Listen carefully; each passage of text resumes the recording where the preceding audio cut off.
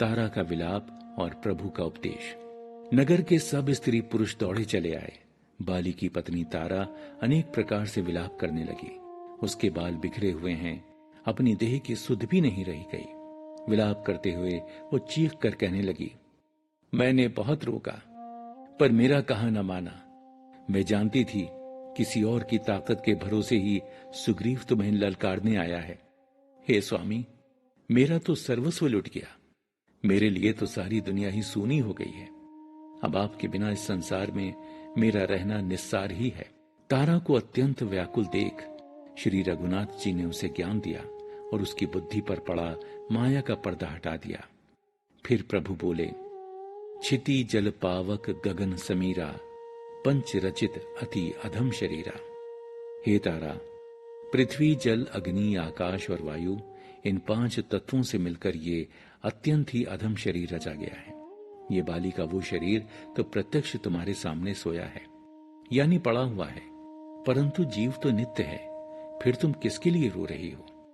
जब उसे ज्ञान की अनुभूति हुई तब वो भगवान के चरणों में गिर पड़ी और उनसे परम भक्ति का वर पा गई।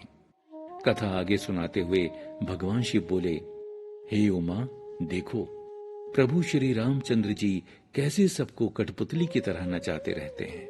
उनकी माया अपरंपार है। सुग्रीव का राज्य अभिषेक।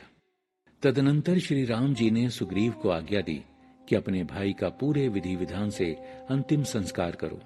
व्यक्ति के मर जाने पर सब वैर भाव समाप्त हो जाते हैं। सुग्रीव ने तुरंत ही अपने सब बंधु बांधुओं को इकट्ठा कर विधि पूर्वक बाली का मृतक संस्कार किया। इसके बाद प्रभु ने लक्ष्मण जी को समझाकर कहा, हे लक्ष्मण, तुम नगर में जाओ और रीति के अनुसार सुग्रीव का राज्य अभिषेक कराओ। तब सब लोग श्री रामचंद्र जी के चरणों में सिर नवाकर नगर की ओर चल पड़े।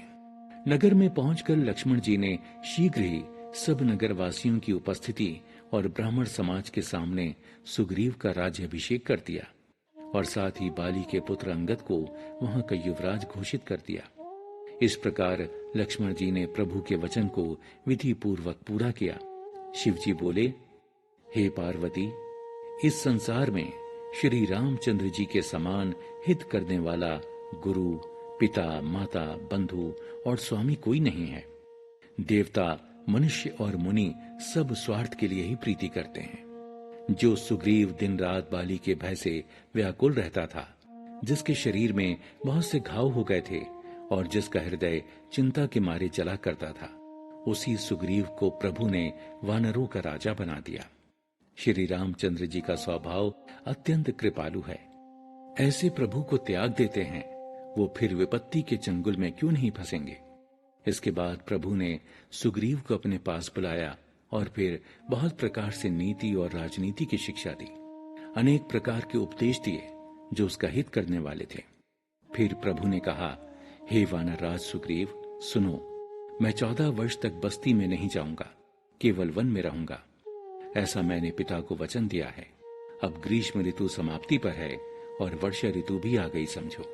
अतः मैं यहाँ पास के पर्वत पर ही रहूंगा।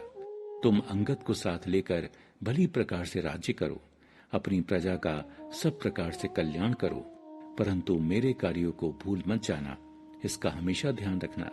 इसके बाद सुग्रीव अपने घर को लौट गया और प्रभु प्रवर्षण पर्वत पर रहने लगे। ऋतुओं का मनोहारी वर्णन। देवताओं ने उस पर्वत की एक गुफा को पहले से ही सजा संवार दिया था। वहां पर सुंदर वन सुशोभित है।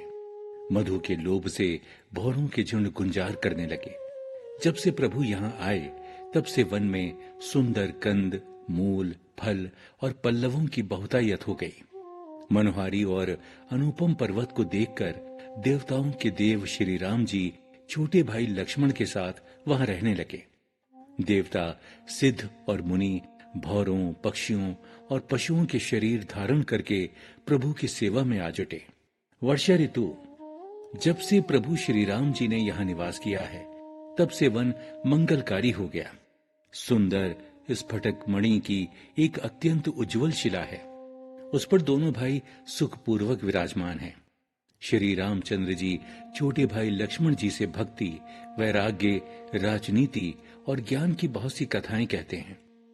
वर्षा काल में आकाश में छाए हुए बादल गरजते हुए बड़े सुहावने लगते हैं। श्री राम जी कहने लगे, हे लक्ष्मण, देखो, भौरों के झुंड बादलों को देखकर नाच रहे हैं, जैसे वैराग्य में अनुरक्त गृहस्थ किसी विष्णु भक्त को देखकर हर्षित होते हैं।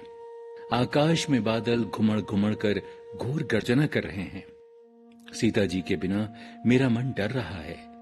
बिजली की चमक बादलों में ठहरती नहीं, जैसे दुष्ट की प्रीति स्थिर नहीं रहती है। बादल एकदम नीचे उतरकर बरस रहे हैं, जैसे विद्या पाकर विद्वान नम्र हो जाते हैं। बूंदों की चोट पर्वत वैसे ही सहते हैं, जैसे दुष्टों के वचन संत सहते हैं। छोटी नदियां किनारों को तोड़कर वैसे ही चल पड़ी, जैसे थोड़ा धन पाकर ही दुष्ट इतराने लगते हैं। पृथ्वी पर पड़ते ही वर्षा जल गंदला हो गया है, जैसे जीव श्री हरि को पाकर आवागमन से मुक्त हो जाता है। पृथ्वी घास से परिपूर्ण होकर हरी भरी हो गई है, जिससे रास्तों का पता ही नहीं चलता। जैसे पाखंड मत के प्रचार से सदग्रंथ लुप्त हो जाते हैं। चारों दिशाओं में मेंढकों की ध्वनि ऐसी मोहक लगती है, मानो विद्यार्थियों के दल वेद पाठ कर रहे हों। अनेकों वृक्षों में नए पत्ते आ गए हैं, जिससे वो ऐसे हरे भरे एवं सुशोभित हो गए हैं, जैसे साधक का मन ज्ञान प्राप्त करने पर हो जाता है। मदार और जवासा बिना पत्तों के हो गए, अर्थात उनके पत्ते झड़ गए। जैसे श्रेष्ठ राज्य में दुष्टों के कार्य सड़ जाते हैं, धूल कहीं खोजने पर भी नहीं मिलती।